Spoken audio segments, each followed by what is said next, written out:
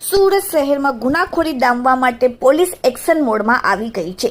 એક પછી એક વિસ્તારમાં પોલીસ કોમ્બિંગ કરી રહી છે। હવે સુરતના ભેસ્તાન બાદ અમરોલી વિસ્તારમાં પોલીસે કોમ્બિંગ હાથ ધર્યું।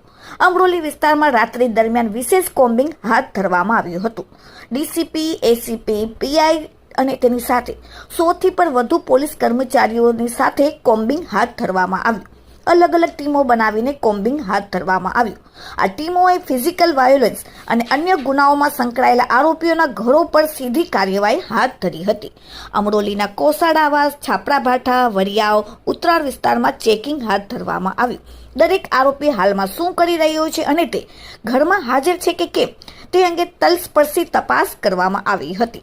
आ ऑपरेशનમાં 100 થી વધુ પોલીસ કર્મચારીઓએ અચાનક આવીને સર્ચ ઓપરેશન કર્યું હતું અને કોમ્બિંગ હાથ ધર્યું હતું। રાતના સમયે અમરોલીમાં અંદાજિત 4 કલાક સુધી આ ઓપરેશન ચાલુ હતું। અમરોલી પોલીસે કોમ્બિંગ દરમિયાન 13 હથિયાર, 35 જેટલા ઇસમો અને 3 થી વધુ ગુનાઓ કરેલ ઇસમોની અટકાયત કરી હતી। अलग अलग विस्तार में पीधेल 5 इसमों सामे कार्यवाही हाथ धरवामां आवी।